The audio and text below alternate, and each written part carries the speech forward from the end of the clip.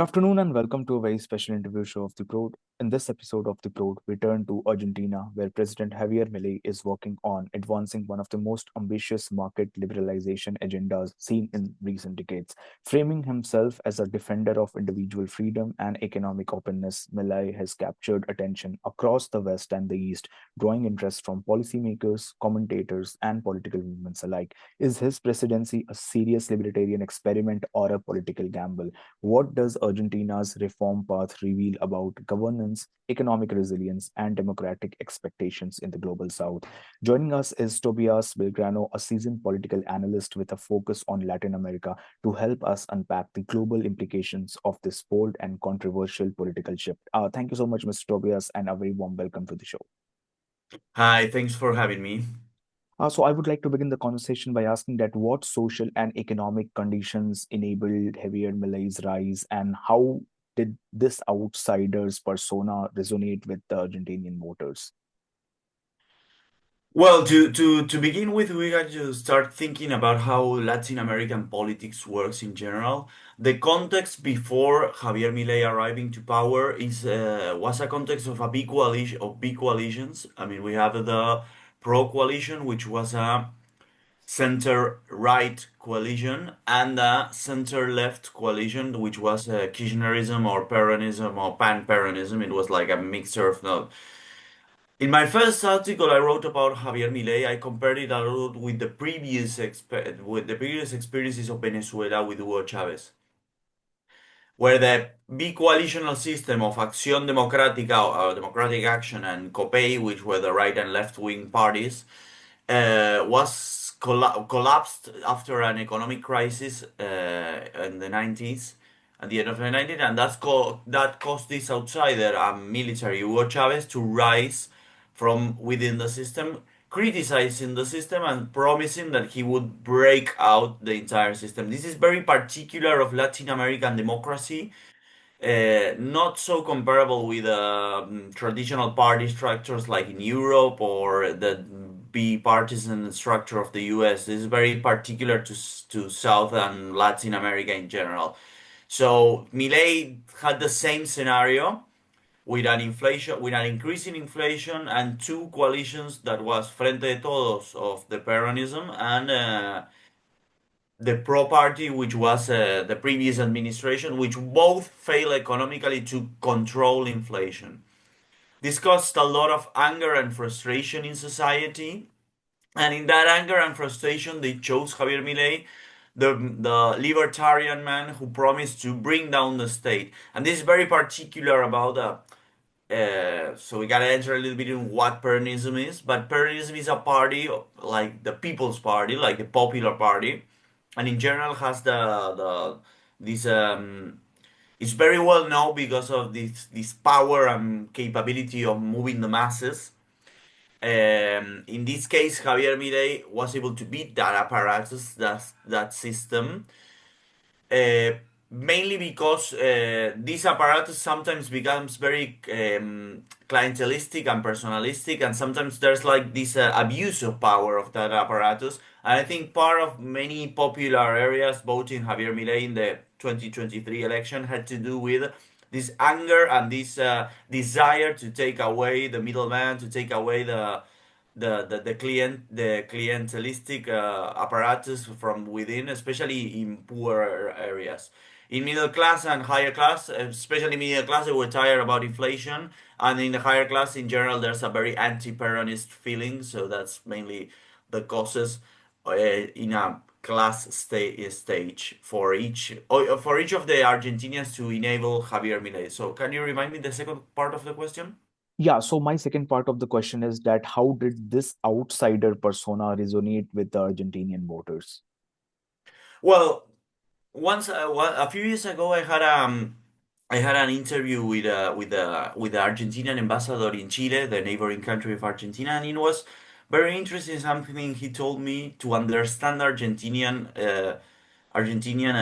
personality, social personality.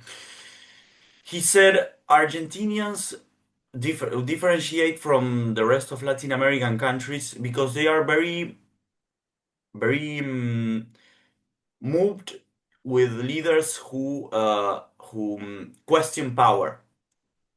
Argentinians tend to interpret power, to criticize power, to bang the table and say, "Hey, this is not. I'm not liking this. We must change this."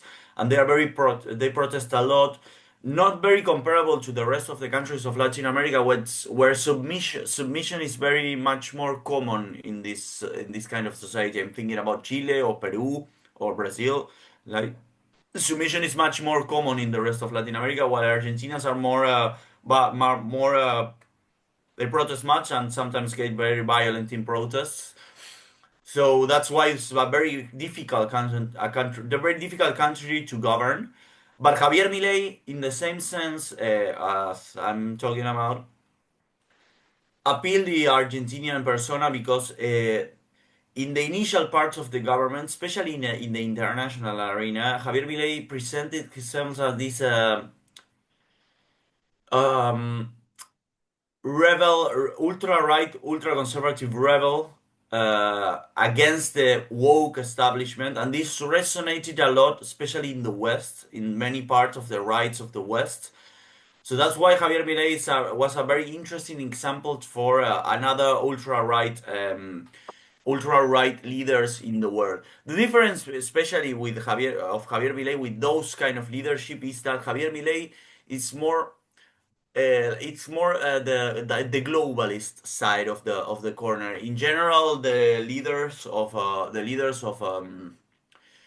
the ultra right tend to be very nationalistic, very nativist, very pro their I mean their nation first, America first, Hungary first. In the case of Javier Milei, he's more in a sense of Elon Musk plan, like this techno libertarian global panacea of the West against the non-West.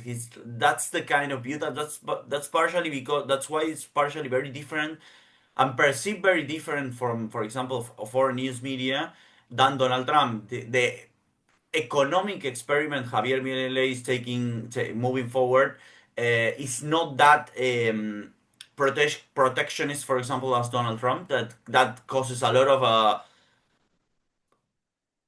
disagreement, mainly of main news media like The Economist or Financial Times. Initially, Financial Times and the economists were very critics of Javier Milei, were very critical of his economic policies and how feasible they were. But after that, and after he started doing his economic plan, they changed their approach and how they perceived Javier Milei, differentiating than Donald Trump that his economic plan might be more comparable to a Peronist agenda, for example, with industrialization, stopping imports. The state works in the economic process rather than the libertarian agenda, where the state is taken away from the as the middleman. Yeah, so what are some of the core pillars of Milei's reform agenda, and what challenges does he face in implementing them within Argentinian political system?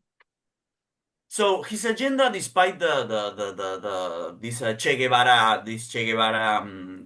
vibe I mentioned before, um, it's not something we haven't seen so much times in Argentinian history before. That's the thing. I mean, in Argentina, we are very aware of what's happening in the economy and what's which. I mean, the the Argentinians are a society with economic trauma in general.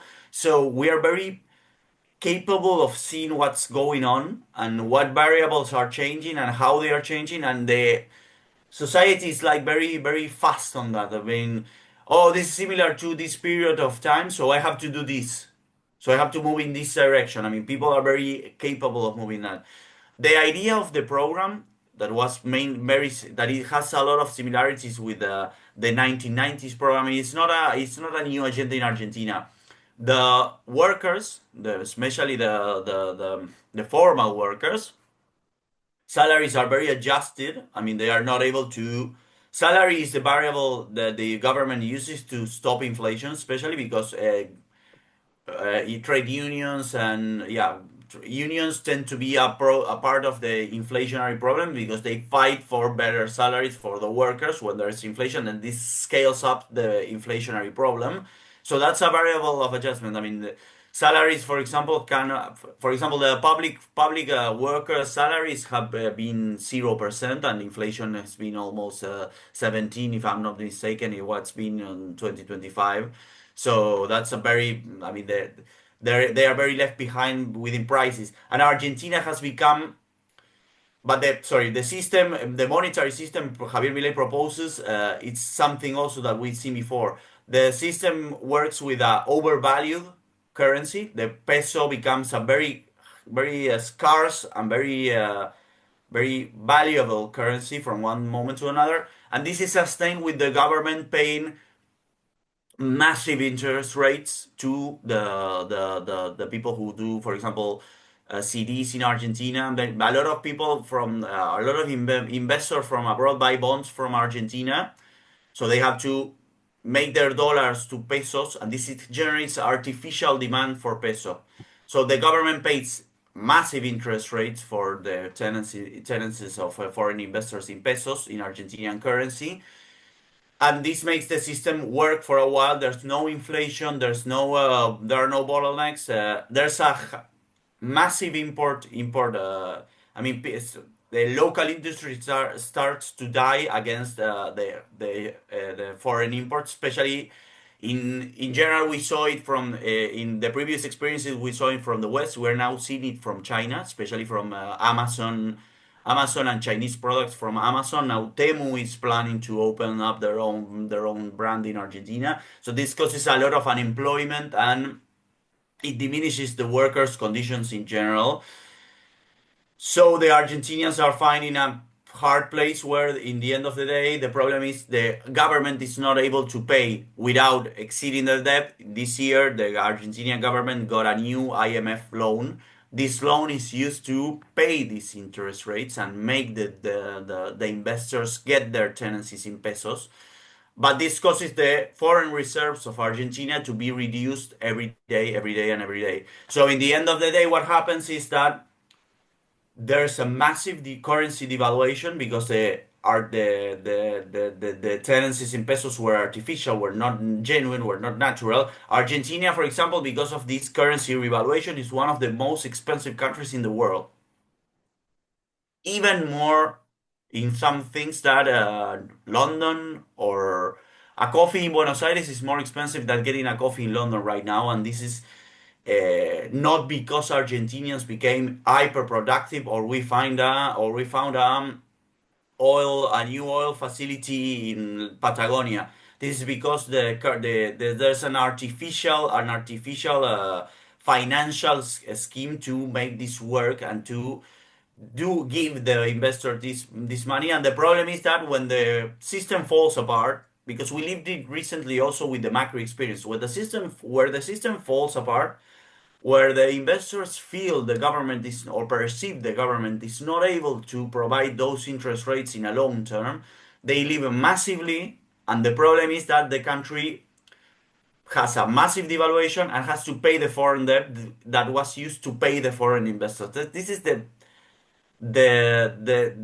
economic scheme Javier Milei has produced, and the idea in the end of the day is reduce that weight of the interest rates by reducing the costs of the state, by to that in that sense reduce price and move a little more the consumption. But in general it's very hard, and that takes a long time, longer time that's needed, for example, for the system to fall apart, because investors might feel the system might not work. So that's in general what happens. The reforms for the liberalization of the state and the economy take a longer time, and the system falls apart before. In general, what happens is that when the system falls apart, people vote Peronism again, and Peronism goes in the 360 opposite direction, and the thing begins again. Yeah. So, what does Malay's, I mean, coming to the international angle of this, so what has been the major political ideology being followed by Malay, and what does this say about global ideological realignments, and where exactly in the global order do you fit Argentina during his presidency? Well, Argentina before Milei, this is a very new approach in foreign affairs. Argentina before Milei used to be a very team player of the international institutions. I mean, uh, Global Agenda 2030, especially the women's rights agenda, minority rights agenda, but not a lot of changes in that sense. Like non very aggressive positions in the Israel Gaza issue. Not, I mean, it was a very institutional team player of the international agenda. Sometimes closer to Russia, sometimes closer to the US, but not a very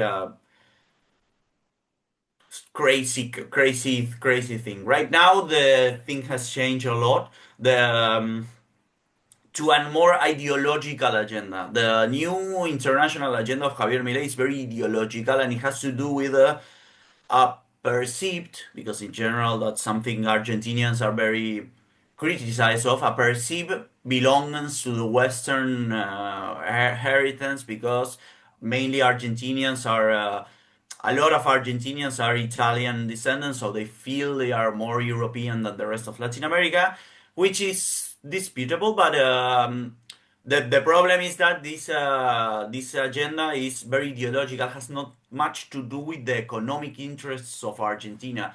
And for example, the international agenda of Argentina. Argentina, for example, fights to in the international institutions via diplomacy to get back the sovereignty of the Las Islas Malvinas, the Malvinas Islands. So Milei, for example, in that case, is very pro-Israel, and that's a problem for his international agenda, because in general, all the Arab nations say, "I'm not going to vote for your claim for Malvinas if you are voting again for Israel." That's one vote against a lot of Arab nations, and that's a problem for the Argentinian agenda. And this agenda of over ideological, for example, Argentina has lived the welfare wealth World Health Organization. I'm sorry about that. They have has left the health organization, and in the same way as Trump agenda. I mean, there's a perceived distrust of international institutions, and perceived distrust that these institutions promote wokeness in the world, and promote leftist agenda. His idea, which was pronounced in international forums, was that the West is in danger of socialism, and if the West doesn't leave this socialist path, it's going to die. So this the reaction against this is a very identitary nativist position, where you say, I am Western, I am the West, I am the Western team, I overreact against pro-Israel, pro-Trump, pro-ultra-right institution, pro-family, pro-life, like this overreaction that, in my perspective, and this is a personal subjective perspective, in general shows a little insecurity, that it's my perceived insecurity that the West is having in general as a whole. So this idea like Orban or Milei, that like saying, I am very Western, I am very pro-Western values, I'm all day talking about how Argentina is a Western nation, but in the end of the day, the West is a construction, and it's in my opinion, a construction that is suffering and it's falling apart, especially in their core values, and because of the polarization and the collateral damage of this toxic debate that the West is having. Yeah, so what has been President's stance on the war in Ukraine, and how do you see the political shift in, or the foreign policy shift in Argentinian foreign policy compared to the earlier presidents? So for the Ukrainian war, Argentina, as I was mentioning, I mean, Javier Milei invited Volodymyr Zelensky to his inauguration day. So he wanted to show himself very close to Volodymyr Zelensky, very close to the West against Putin. The problem is that crashed with Mr. Trump's uh, non-clear position with Ukraine. So many times, Milei was compared for Volodymyr Zelensky. Many Peronists refer to Milei like Volodymyr Zelensky in the sense of that many people in Argentina perceive Volodymyr Zelensky handed over his country to the West, and he's not able to be the leader of his own country because he has other nations who decide for him what's going to happen. And many times, Trump is compared more with Putin, while Milei is compared more with Zelensky. I mean, if we continue, many Peronists say that if we continue with Milei's administration, Milei international policy, we're going to hand over our country to other interests which are not the national interests or the people's interests in Argentina. So that's a strong debate happening. But yeah, the position of Milei has been very pro-Ukraine initially, starting to um, speak a bit less about the issue every time less because there's a perception of well, I'm not respecting Trump interests, so I have to like not show myself so pro Ukraine initially.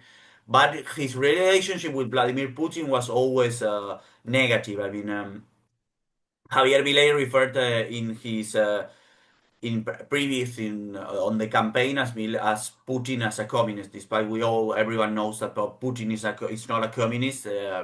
He talks about Putin as someone who is against freedom in the West, so we cannot align with Putin. We should align with Ukraine because it's in the freedom fighter side. So that's like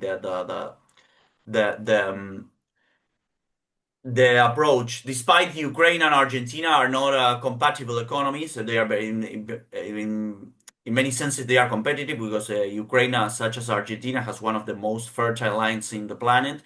So again, the ideology and the ideological agenda of the president goes before the national interest. Argentina imports a lot of fertilizers from Russia, which are used in our soybean crops. We export to China. So the approach again is ideology first. I am Western, identity first. I am also Western, but I won't respect these institutions that promote socialism in the West because we're not socialists, sorry. So that's kind of the approach with especially with the Ukraine war. Yeah, so is Milei a uniquely Argentinian phenomena, or does his presidency reflect a broader shift in democratic politics across the global south and beyond? So that's a good question. Well, initially, as I was saying, he posed himself as this libertarian Che Guevara, as I mentioned, this rebel figure against the woke establishment. However, especially I don't know if you for our audience to know the Libra case, the Libra scandal, the CryptoGate scandal, where the president promoted a cryptocurrency that then fell apart and the investor lost all their money, which was in all possible scenarios a scam promoted by the president himself and many. There's a demand in U.S. courts against the creators of the currency and partially against the president, and it's going to be causing a corruption scandal, also costing Argentina. This had a lot of cost for his international figure, but yes, it's an exportable figure because especially for example, not only for the global south, for Latin America, but also for Spain, for example, has a lot of follows a lot the Latin American reality. Especially, for example, with Pedro Sanchez corruption scandal, people are very angry with the Socialist Party and probably the ultra right angry leaders probably will have as Vox, for example, will have a similar path like Milei. People are so angry with the government, especially a socialist government. He was able to export very successfully this anger against the woke establishment that it was very replicated in many countries. Initially, before this crypto scandal, which hurt a lot of his reputation abroad. Um, for example, in protests in Italy against migrants, ultra-right protests against migrants, people use masks of Milei's face. The chainsaw as a symbol of the people against the state policies and against budget cuts was adopted by Donald Trump and was adopted by Elon Musk. Even he gave Elon Musk a golden chainsaw, which was this very popular image before Elon Musk was ejected from the Trump administration. But the figure of the chainsaw was promoted initially by Javier Milei, and it's very symbolic for the people of their anger and their wish that the state is taken away from the middle as the middleman. So, yeah, I think his model was very successfully exported, despite the problem with the Libra case that was was not very good for his reputation abroad. In Latin America also, especially for example in Bolivia. In Bolivia, that is a country which was governed a lot by Evo Morales and the social and the MAS, which is the Movimiento al Socialismo, moving to socialism. Was 20 years in government. Evo Morales put his own candidate, and now the country is falling apart. There's massive inflation. There's cuts in the state, cuts in the. There's not able. There are no people are not able to get oil, fuel for the cars. So there's like a lot of protests, and probably the emergence of an angry outsider from the ultra right is more. It's a more fertile ground for that. So every nation that right now is governed by center-left administration and that are not able to reach the requirements or reach the standards of the population are probably fertile in the West, especially for Mileis, for angry outsiders. The problem, especially with the West, in especially in Europe for Mileis, is that the party structure, especially for example in the UK, party structures are very strong and have a lot of pregnancy in society. So it's much more difficult for an outsider in the Latin American, likewise the Latin America ecosystem, political ecosystem. It's not as feasible in many countries of Europe. For example, Trump in the same alignment was able to emerge from in the US from the Republican Party. He's not able to create his own party, his own libertarian party, and be president from the Libertarian Party. Yeah. So, what does the future hold for Argentina in terms of its economy and political landscape? And I would appreciate if you could answer in Spanish, especially for our Spanish speaking audience. Bueno, está bien, contesto en español. Bueno, yo creo que Argentina económicamente es un poco preocupante la situación porque se empiezan a ver las luces amarillas en el tablero de control del presidente y de la economía.